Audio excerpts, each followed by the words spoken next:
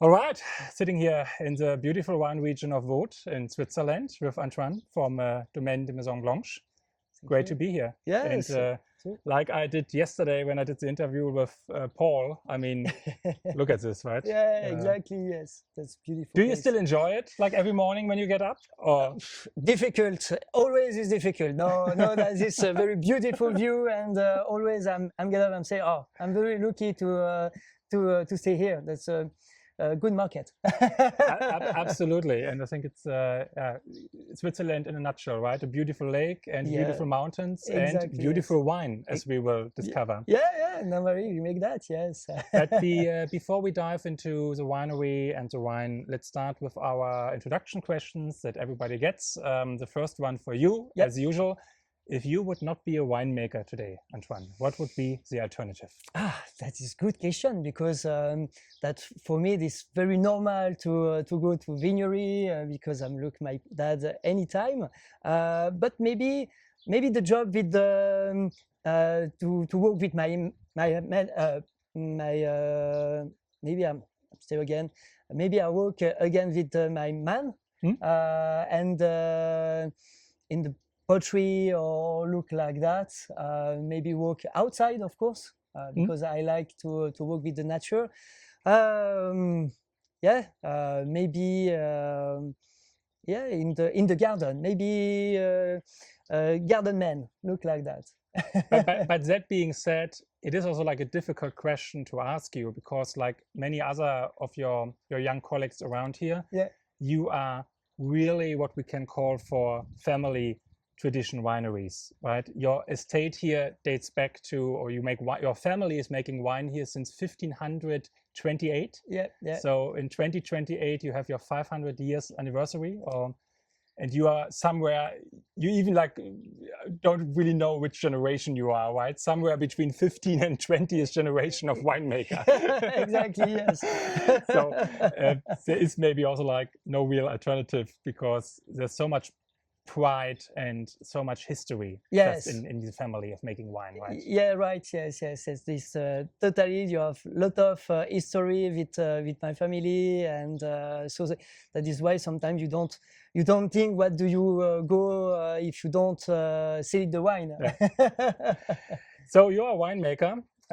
You are 31, right? You said? Yeah. 33. 33. Okay, 33. So who is somebody who truly inspired your winemaking? Can you point to one person, or is that a difficult question to ask? No, of course, for me, you ask me that, for me, it's very easy. It's my dad, of course, because always it's bring me and go everywhere in the nature, or taste the wine, the different variety, look like that. So that is, my dad is very passion guys. So for me, I'm always I love to work with her, and it's inspired to me anytime. Third question for you. Yep. And that is the one that most find a little bit difficult. But if you should describe yourself and your personality as one bottle of wine, what bottle would you have on the table?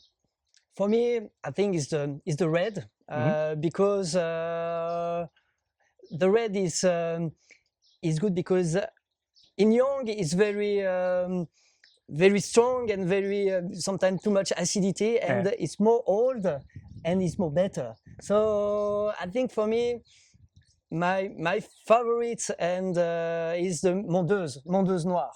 Mondeuse Noire for me, that is the grape. It works anytime. It's raining. It's no sick. Is the sunny time, you don't need too much water. It's very is the rustic grape. Look me. so that is my favorite grape. Mondeuse Noire. Mondeuse Noire, yes. It's a French variety, I guess. I've never heard about it actually. Yes, the Mondeuse Noire is the very, very old variety, and is the Roman. He put the first variety in Switzerland is the Mondeuse. It's the Mondeuse. It's the Mondeuse, and with the time, the Swiss people put the Mondeuse out and put the Chasselas in the set. Yeah, exactly. And the Mondeuse Noire is it's very interesting because you can continue you can follow this variety because Mondeuse Noire it make the Mondeuse Blanche and the Mondeuse Blanche make the Syrah and Viognier. All right. So that is the grandma to Viognier and the Syrah. That is, thank you so much. I always say, like, every day I want to learn something new in the world of wine. Yeah. So I think that is the Mondeuse Noire is definitely I keep my eyes open for. Fourth question for the introduction round. When I say nature, what comes to your mind with regards to your work in the vineyard? What is nature for you, or what does it mean? The nature for me? Yeah. So for me it's very, but the nature of course is very important, yeah. Of course, yes. For me, I'm work here, and that is not my art, you know. Yes. For me, I'm garden to the this art, so to the this ground, and it's very important to continue and look for the good equilibre. Equilibrium, yeah, the balance. The good balance, yes, the good balance with the tree, with the vine, with the human, with the animal, and the insect, because the insect is very important. Some people say the insect it's just with my car and watch my car anytime, so that's terrible. But it's you need the insect because it's food for the bird, and the bird it helps to biodiversity and do that. So that's for me that's most important is the biodiversity and natural. And by the way, animals, I mean, many winemakers have like vineyard dogs. Yeah. You have vineyard pigs. Exactly. Two beautiful pigs. Just like we're greeting us here. Really, really beautiful, like a New Zealand type pig, right? That is specifically like for vineyards. Exactly, right? Yes. The name is the KuneKune.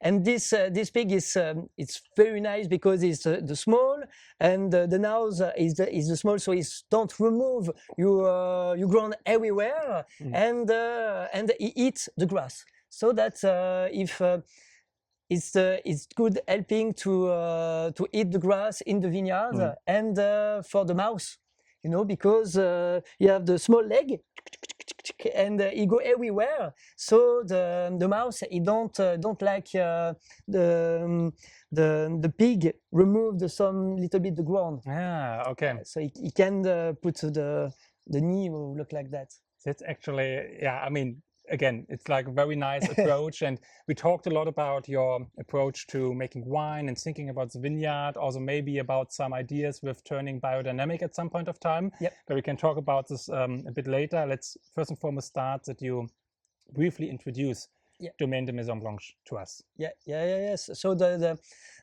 wait house is start in the for the de Mestral, in bring the first people he come in the wait house is in the 5028, and the before is the one tower for the protect to Castle. To Castle in the top to the Mont-sur-Rolle is the Savoie Castle. And is protect this area because the time is no look like that. It's more a little bit dangerous.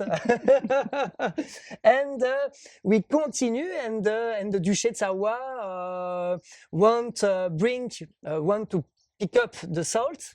So he bring the salt from Mediterranean and come here and put in the Maison Blanche. So this is the white house, Maison Blanche, because the salt is white. So is the depot, salt depot for this region. For this region, okay. Back in the Middle Ages. Exactly, yes, in the Middle Age. And my family continue to work a little bit with the salt, and step by step, of course, the salt is no look like now the money, and it changed a little bit with the winery. And of course, we start with the 4 hectares.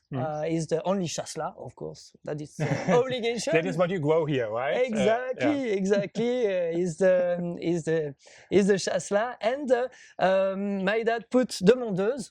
The Mondeuse because now you can drink the Mondeuse in Savoie. And because we are the whole family from Savoie, he put again the Mondeuse in the Mont-sur-Rolle. Okay. It is a small cling.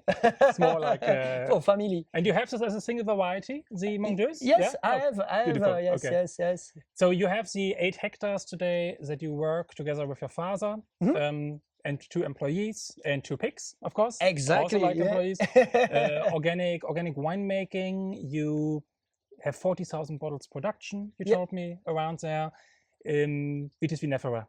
Yeah. Only. You focus on Chasselas. You have Viognier. You have exactement Savagnin. Yes, exactly. Mondeuse, Gamay. I have the Malbec. Malbec, okay. Yes, Pinot Noir, of course. And one blend is the Merlot Cabernet Franc Cabernet Sauvignon. Is the Bordeaux inspiration. So that it's nice too. Yes. Beautiful. And introduce to us what we have in the glass. I mean, I know what we have in the glass. It's very delicious, definitely. So of course, it's the Chasselas Tradition. Yeah. So that you have two fermentation. The one is the alcoholic and the other is the malolactic. So I think really what I told to you when we were tasting from the barrel earlier, I really think the malolactic is coming out really nicely in your style of wine. Yes, it's really beautifully integrated, actually. I think it's very, very nice. The butter taste and the biscuit. So that's it's very brioche and toasty, actually, also here, because you work a lot with lees contact too, right? You really like it to be on the full lees for quite a while. Exactly, yes. Is the just the lee is stay anytime just for putting the bottle. You cleaning the wine, and they go in the bottle. And only some of the wines, because some wines you also bottle unfiltered, right? You are really on depending on what kind of style of wine you want to do, you play a lot around between more clear-cut style and more like, we could nearly call it natural style. Exactly, right? Yes, that is the why is very important in the Maison Blanche is of course the Chasselas, but we have 7 Chasselas different style. Okay. So it's for the people, because the people don't know what is the Chasselas, and you can drink different possibility to you make it, and for me it's very interesting because the Chasselas is not only traditional style. You say it's the non-filtré. You have in the barrel, so the Chasselas and oak tasting and the mousseux. The méthode champenoise. The sparkling, Chasselas méthode champenoise and the Chasselas ice wine. Chasselas ice wine. Yes, it stay 10 years in the oak. So you want the tasting is more noir and look like the Porto. White Porto, so that is interesting, and the Germany, Clos de Germany, qui have only 1 fermentation, so and little bit sugar, more exotic style, so that is interesting. And it's kind of interesting to hear your philosophy there, because I mean, of course, there is economic necessity. I mean, you have your easy wines that you push quickly into the market, but then also you have like a lot of wines that you store.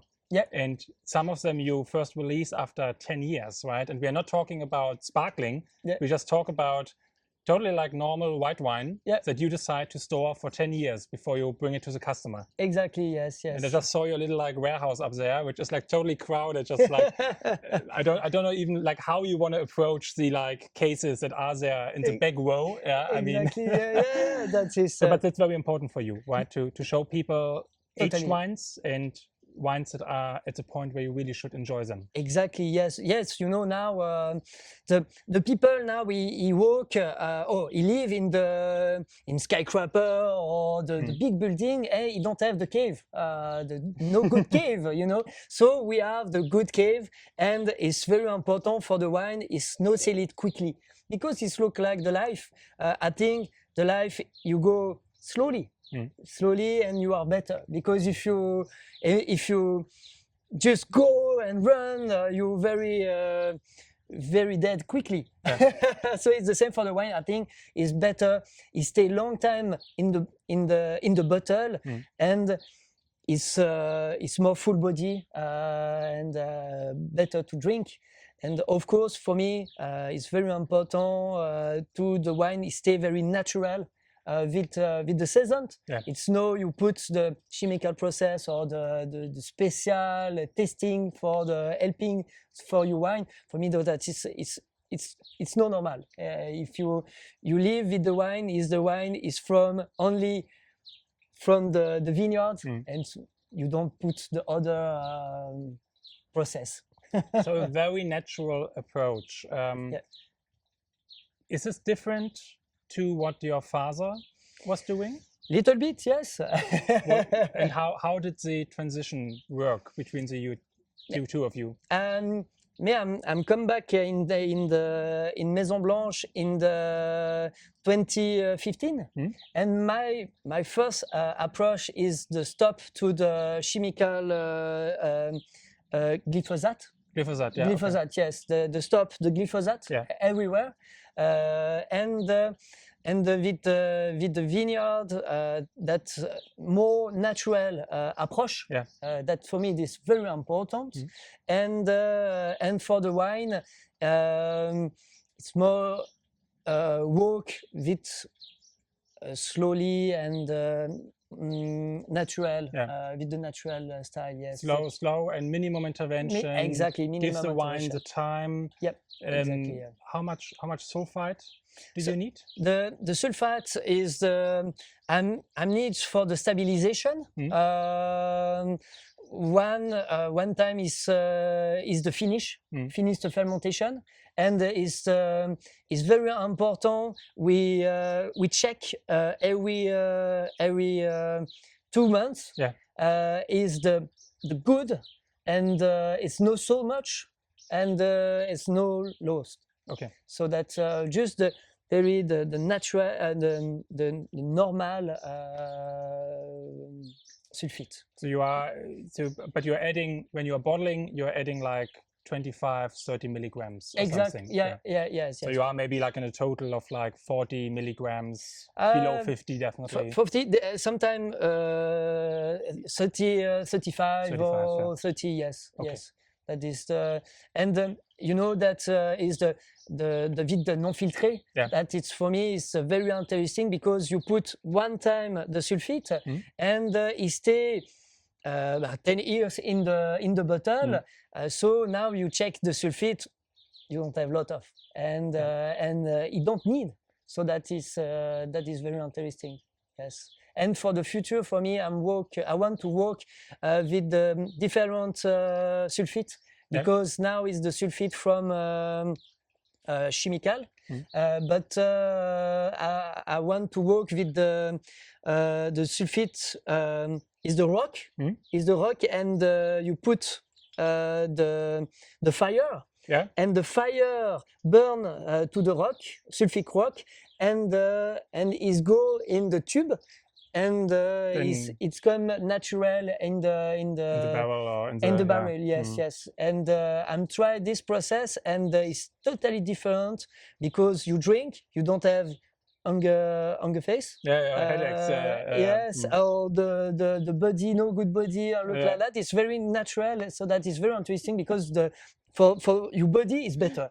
I mean, I think this is a very, very heavy debate if it's sulfites that give us a headache or just drinking too much, right? But right. No, I totally agree with you, and I think also like let's say, is it like something that you also think about the market that young consumers are aware of? Because the young winemakers, also you and your friends here around that we're also like interviewing, like Paul and Julian and Wang Song and all these guys, the young generation here from Vaud, very spirited. You all are organic. You all think in new ways. You inspire each other.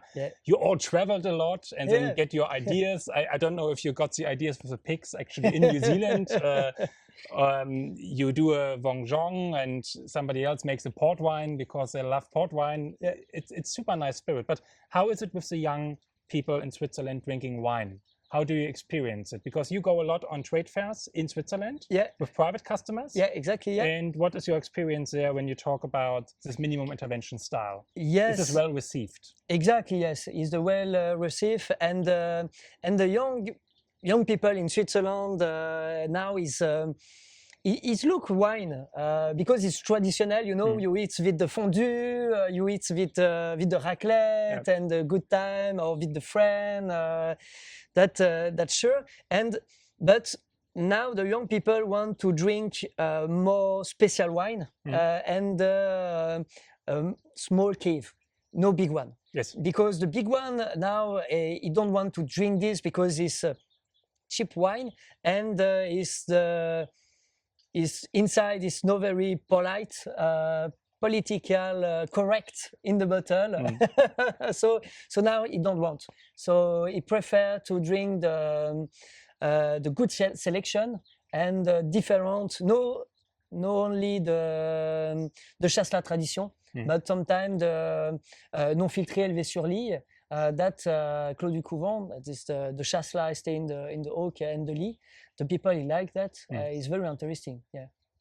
It's lovely to hear. I mean, I heard something like similar from Nick from Frauenkopf. He has this like from the Bielersee area. He has the Chasselas non filtré. Yeah. Small production, but always sold out because people really obviously appreciate the style. And I personally, I really think it suits Chasselas to give it a little bit more depth and substance in that regard.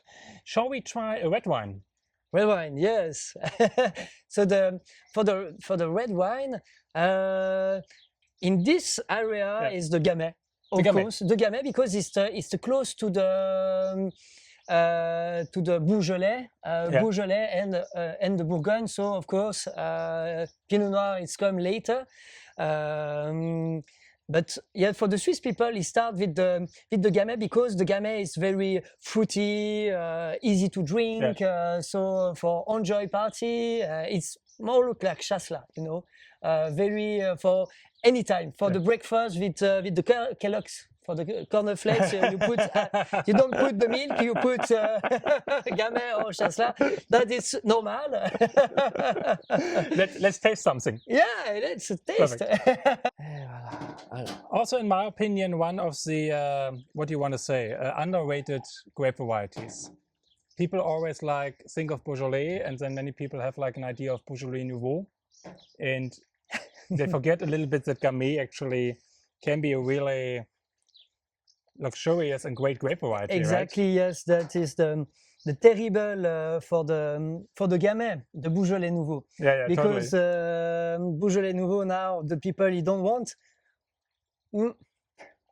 But but for me, if you want the red wine in the time is too hot, I think the Gamay is it's nice. So light and delicate on the nose. It has this like hibiscus tea perspective, cranberry, very smoky actually, like nice vegetal touch. I mean, it's really refreshing already in the nose, right? Exactly, I mean, you feel like it's light and delicate. Yeah. So.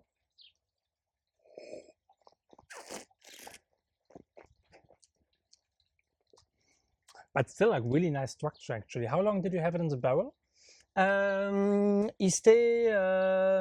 It stay 1 year. 1 year. Okay. 1 year, yes, in the barrel.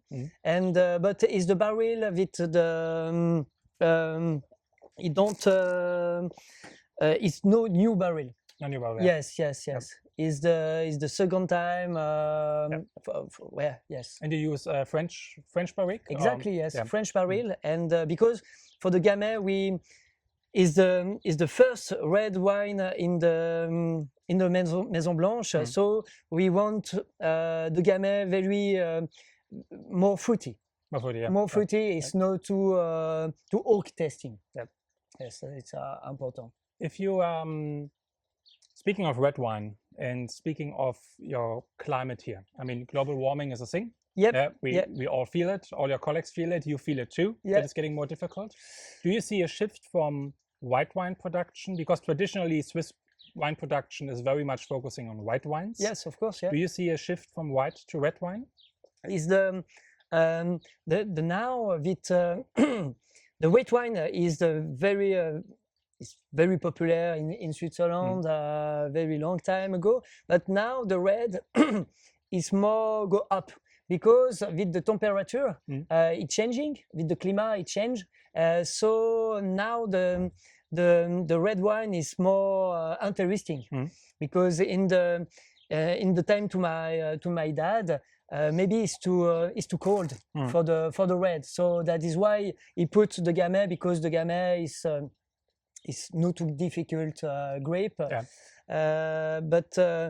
now it's more interesting. Yes, for I think for the red. Yeah, yes. If you let's say we give you 8 blank hectares. Yes. What would you plant today to be ready for, let's say, the next 20 years? For the next 20 years, a good question. I want to put a lot of grape and variety, but for me, I think maybe Malbec. Malbec, yes, because I'm put the Malbec in the 2009. 2009, yeah. Okay. 2009, my dad put the Malbec, and because he want to maybe put in the red wine for the assemblage, the bling, and maybe for the more full body. But now is but we're testing and it's very interesting. I say, okay, no, that is the Malbec is for the bottle, only for the bottle, and now it's very good.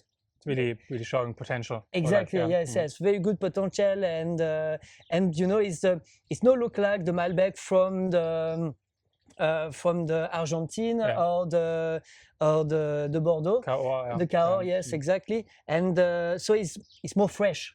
So you have fruity taste, red fruit, of course, and it's good with the time. It's look like that, you know. It's hot, but you drink the Malbec. It's nice too, yes, and for barbecue, that's delicious. And speaking of Chasselas, I was talking to some other like Swiss winemakers who maybe are a little bit worried about the future of Chasselas, because you need a lot of plant protection, especially with the humidity that you get from the lakes. Exactly, right? yes. And prices are often not that high, so it's a lot of work given for no bad price. Yeah, exactly, yes. So is it difficult for the future, or how to I mean, we cannot like use this Maga stuff, you know, but how to make Chasselas like for a more popular grape variety in Switzerland? I think it's more difficult, yes, for the Chasselas,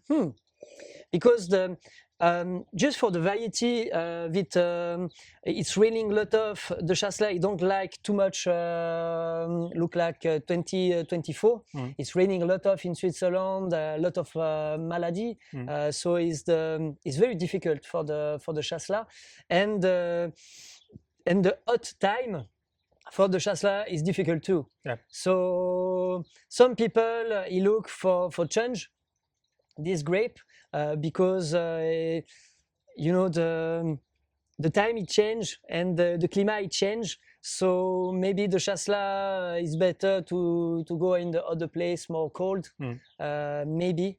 But I don't want. I mean, and as I like now experience, I mean, we didn't talk so much about, you might also have some ambitions to improve the biodynamic aspects a little bit and include some biodynamics approaches in the future. Of course. You think very much about how to have a resilient vineyard, a strong vineyard in itself, right? Yeah, there are a lot of problems to face, but also like I see with your winemaking in the cellar that you really think about like, okay, how can we let the wine shine, right? So I'm not, maybe your style of Chasselas will change in the next 20 years, but I have a good feeling that you still will make Chasselas. That is for me. It's impossible.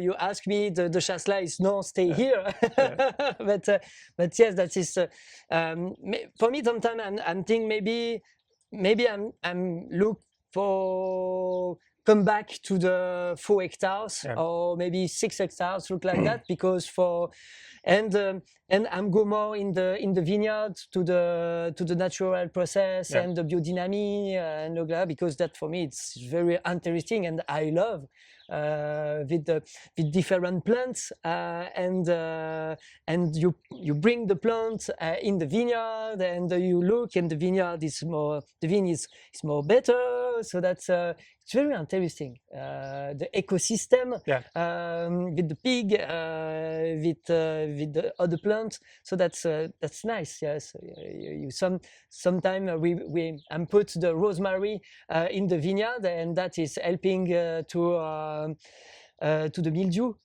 So that yes, you have everything everywhere. So now a little bit maybe provocative question, or maybe to challenge you a little bit here in front of the camera. 5 years from now, 5 years. You are Demeter certified. Maybe I'm here and I'm drinking the wine with you in 5 years. That is for me. I think maybe in 5 years I want put more tree. Viti forestry. Yes, a little bit more forestry, and maybe put the fish in the pond. Yes, why not? But one is the sure. In 5 years, I'm doing Chasselas. You're doing Chasselas. That is, of course, that's sure. Look like that. that is me in the 5 years. I'm very much looking forward to see you in Copenhagen in January, together with the many other fantastic young winemakers from Switzerland that we have there. I know already that you will have a great party. Yeah. So I can just invite everybody to join us on January 10th and 11th in Copenhagen for the Cool Climate Wine Summit, and definitely make a stop by these wonderful young people here from Switzerland. I'm very, very happy to go there. It's my first time I'm come in Budapest, so that is very cool. I'm very up. Wonderful. Cheers on that. Cheers. See you. Thank you. Thank you for having me.